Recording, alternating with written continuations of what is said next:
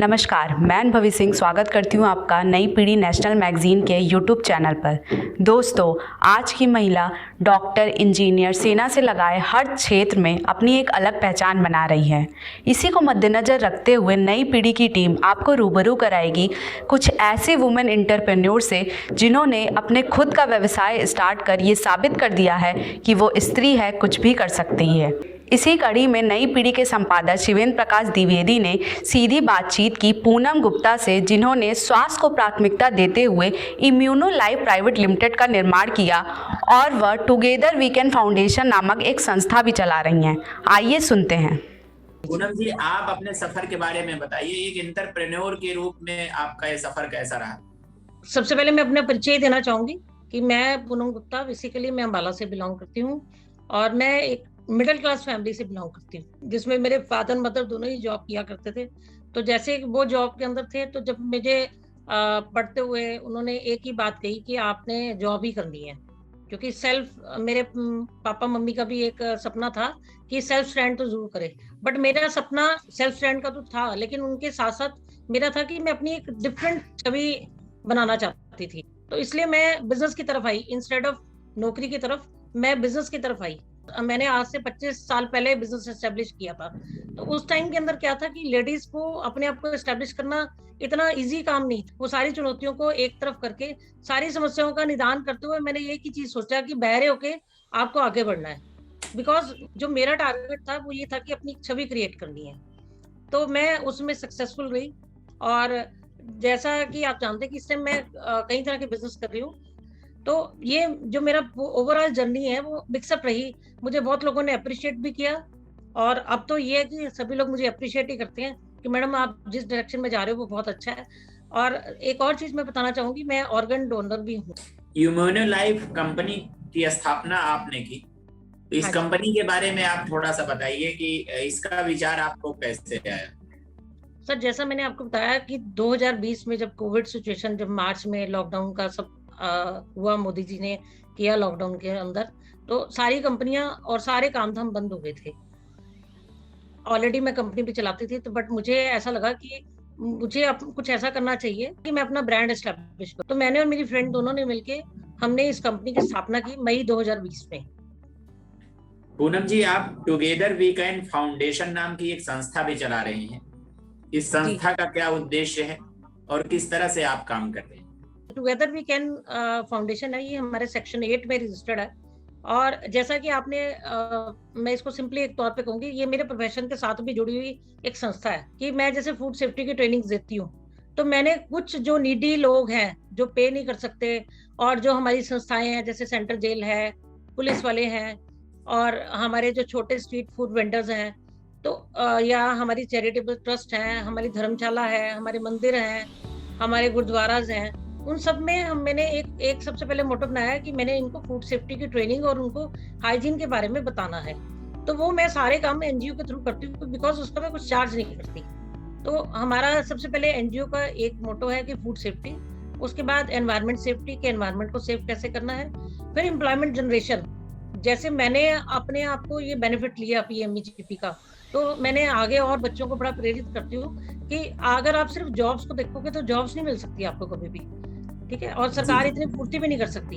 तो आप सिर्फ जॉब को ना देखते हुए आप अपने आप का स्वरोजगार स्थापित करें। इसकी रेंज और बढ़ानी है, हमने एक्सपोर्ट की तरफ और ज्यादा ध्यान देना है, क्योंकि हमारे प्रोडक्ट इम्यूनिटी से रिलेटेड है। तो हमें ये है कि हमारा जो लक्ष्य है वो घर घर में हेल्थ को पहुंचाना है। बिकॉज जैसा कि हमारा सरकार का भी है फिट इंडिया, तो फिट इंडिया की मुहिम में हम जा रहे हैं।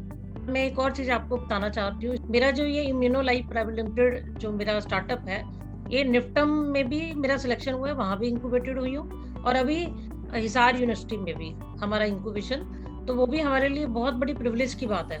ये हमारा टीम है। आपने अपने व्यवसाय का सफर कितने से शुरू किया और अभी आपका व्यवसाय कहाँ तक पहुंचा है? कितने का टर्नओवर आपने पहुंचाया? सर, ये वाला जो स्टार्टअप है ये तो अभी बहुत ज्यादा नहीं है, बिकॉज 2020 में हमने स्टार्ट किया था। जैसे मैंने आपको बताया कि ये एसेंशियल प्रोडक्ट के साथ स्टार्ट किया था।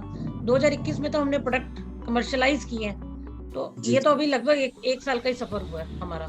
लोगों का जो मेन मंशा क्या होती है कि बिजनेस करना, हमारी जो मंशा है वो है क्वालिटी प्रोडक्ट को लेके आना मार्केट में। हमारी मंशा बिल्कुल नहीं है कि हमने पैसा कमाना है, सबसे पहली बात। क्योंकि जैसा कि मैं एनजीओ भी चलाती हूँ, तो मेरा सबसे बड़ा मोटो ही सिर्फ एक ही चीज लेती है कि अगर मैं क्वालिटी कॉन्शियस हूँ तो कोई बात नहीं, हो सकता है मुझे 2 साल लगेंगे एस्टेब्लिश होने में। मतलब हमने लोगों की तरह आम दुनिया की अंधाधौड़ रेस में नहीं चल रहे हम कि सिर्फ पैसा कमाना है। वो मेरा कभी भी ड्रीम नहीं रहा। मेरा ड्रीम है कि क्वालिटी प्रोडक्ट लोगों को देना, लोगों की सेहत के साथ कोई भी खिलवाड़ नहीं करना।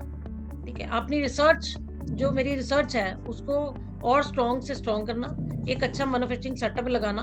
तो उसके लिए मुझे थोड़ा सा दुनिया से थोड़ा सा मैं पीछे चल रही हूँ। जैसे दुनिया में और लोग सिर्फ पैसा कमा जाते हैं, वो पैसे की दौड़ में मैं पीछे हूँ। क्योंकि मेरा, लेकिन मैं अपने आप में बहुत सेटिस्फाई हूँ कि मैं अब लोगों तक क्वालिटी प्रोडक्ट पहुंचा पा रही हूँ। पूनम जी, नई पीढ़ी की जो वुमेन एंटरप्रेन्योर हैं, उनसे आप क्या कहना चाहेंगे? अब मेरा सभी महिलाओं के साथ जो एक ही कहना है कि जैसे सपोज मैं 50 की एज में आ गई, तो ऐसी कुछ महिलाएं होती हैं कि जो बच्चों के सेटलमेंट करने के बाद उनको सोचना पड़ता है कि अब हम क्या करें। तो हर लेडी के अंदर कुछ ना कुछ हुनर जरूर छिपा होता है, उस हुनर को अपने बाहर लेके आइए। आज ऐसी कोई दुनिया में कोई ऐसी चीज नहीं कि वो हुनर की बदौलत ऊपर नहीं जा सकती। अगर आपको ब्यूटिशियन का काम आता है तो आप ब्यूटिशियन की एस्टेब्लिशमेंट करिए, आप अपने आप को व्यस्त कीजिए। क्योंकि उसके 2 बेनिफिट है, एक तो आप कॉन्फिडेंट होंगे, दूसरा आप सेल्फ डिपेंडेंट बनेंगे। जो कि एक लेडी के लिए आज तक जो लेडीज के ऊपर, जो नारी जो है उसके ऊपर, उसका शोषण इसीलिए किया जाता था क्योंकि वो डिपेंडेंट थी।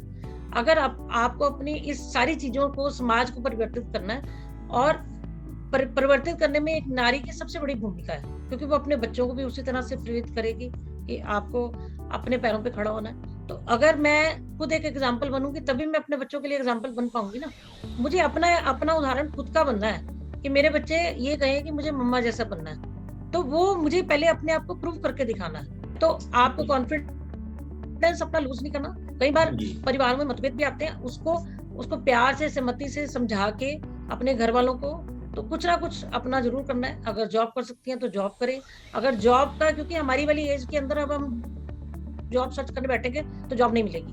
तो प्राइवेट जॉब्स हैं, प्राइवेट जॉब्स में कई बार सेटलमेंट मुश्किल हो जाता है। तो उससे बढ़िया है कि ये हमारी जो प्रधानमंत्री एम्प्लॉयमेंट जनरेशन स्कीम है, इसको प्राप्त करके, ये तो किसी भी एज में ली जा सकती है, उसको प्राप्त करके, ये क्योंकि ये एक ऐसा प्रोडक्ट है जिसमें आप चाहे सिलाई कढ़ाई करते हो या ब्यूटिशियन का काम करते हो, चाहे कोई ट्रेडिंग का काम करते हो, या पीएमएसबी की जो स्कीम है, इसका बेनिफिट हर लेडी उठा सकती है। और लेडीज को 10% ज्यादा सरकार ने सब्सिडी दी हुई है। तो मेरा यही निवेदन है लेडीज से कि अपने आप को जागरूक करो।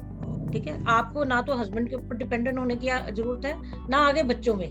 अपने कॉन्फिडेंस को इतना बढ़ाइए कि आप बच्चों को 2 रुपए देके चलो, ना कि आप बच्चों से 2 रुपए। सक्षम हर लेडी है, सिर्फ अपने अंदर के हुनर को जगाना है। कई बार आपने देखा कि खाना बनाने की बड़ी अच्छी क्षमता होती है लेडीज के अंदर, तो वो होम किचन स्टार्ट कर सकती हैं, और बहुत अच्छे साज सज्जा बहुत अच्छी करनी आती है, वो इंटीरियर का काम कर सकती हैं। किसी को सजने धजने का बहुत शौक होता है और बहुत अच्छे से सजती रहती हैं, तो वो एक ब्यूटिशियन का काम कर सकती हैं। अपने साथ साथ सबसे पहली चीज क्या है कि अपने देश के लिए सोचो, क्योंकि देश सर्वप्रथम है। उसके बाद हमारे कारोबार हम तभी एग्जिस्ट करते हैं जब हमारा राष्ट्रीय संगठित रहेगा और हमारा राष्ट्र विकास करेगा। तो यही मेरी छोटी सी निवेदन है सभी के लिए।